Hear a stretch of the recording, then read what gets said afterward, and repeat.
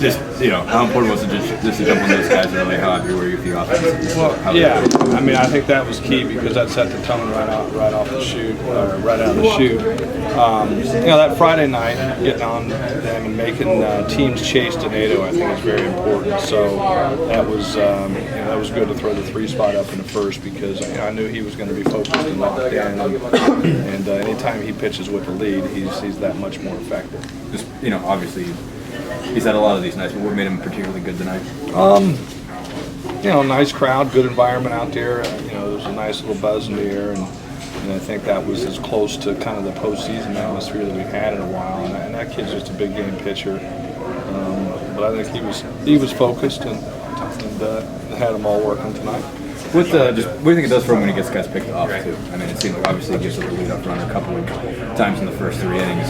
To get 2 of those guys picked off, how much do you think that helped him get the? It's huge. It's a momentum builder, obviously for us, and I think it's a deflator for the offense. And, anytime that you can do that and neutralize, because we've had it happen against us a couple times, and it kind of takes the wind out of the a little bit. But I think that's a weapon, and he's been doing that for 4 years. And it's interesting because he has a good move, but yet he's still able to pick people off. It's not a secret anymore, but it's one of the best moves in the country. And that's the nice part. He doesn't get rattled when he gives up a hit or a walk because he's still going to control the running game.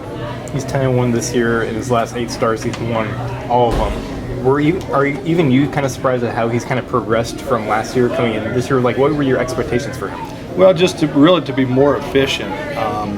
Because the concern we had with his stature is that he gets up a high pitch count and we can't use him deep in the game, And so our big message to him, if he wants to win and he wants to be in the game when it matters, he's got to be more efficient because, we don't want him to be in the 4th or 5th inning and 120 pitches. So I think he's done a much better job of that, of attacking the zone with all of his pitches and being aggressive. But yeah, the kid's a winner, and I would give him the ball any day of the week, and certainly is doing his part by it. So I think 10 wins, yeah, it's not bad. With him getting to that 10th win, I mean, what does that say about the way this team plays when he's on the mound? The same way I feel. Those guys are confident that he's going to be. The guys like playing behind him because they know, regardless of whether he has success or gets a guy out, he's going to give his best every single time, and it's fun to play behind guys like that. Some guys you can see are tentative. Some guys aren't aggressive. It's a little frustrating as a position guy. It even puts you to sleep a little bit. Guys enjoy playing behind Joey because they have confidence in him. What you mentioned about him getting up in pitch counts a little bit, I mean, he's obviously still effective in those cases. It seemed like he got hit hard a couple times, but still managed to pitch out of jams. What's he do so well in those positions, just even when he's starting to leave it up a little bit, starting to lose a little velocity, he still gets through anything, giving up runs? I think that's the part, to me, on any pitcher that you can't measure, and that's why this kid is so successful. And he's at the top of the record books and everything in IU, and it's not an accident. It's that stuff you can't measure, that when it becomes the critical point in the game, when he has to make that pitch or has to get that out or that strikeout, he just has a knack of doing that. And I wish I could tell you because we put it in all of our guys, but that's why Joey Donato is Joey Donato. He's just a tough-minded kid.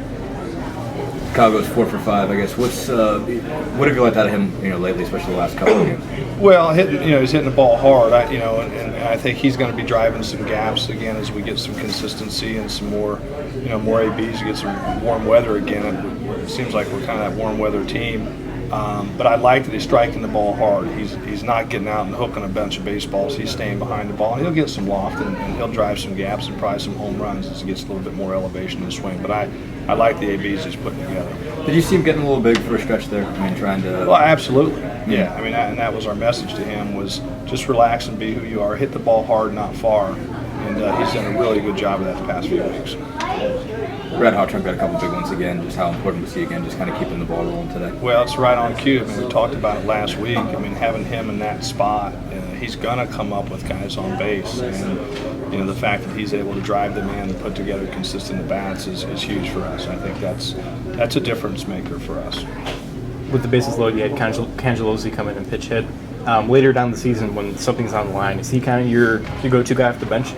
Yeah, I mean, I have a lot of confidence in that kid, and it's one of those catch-22s because you're still trying to develop your young guys with a veteran team, and I think he's got a lot of ability. And when some of these guys move on and graduate or get drafted from our program, I think he's going to be that same caliber of player. So we try to pick and choose our spots to use some development piece on him, but I wouldn't take Will out or put Kanji in if I didn't realistically think that gave us the best chance to get ahead at that point. So, but yeah, I have confidence in him, and he's going to stick in a big one at some point for us.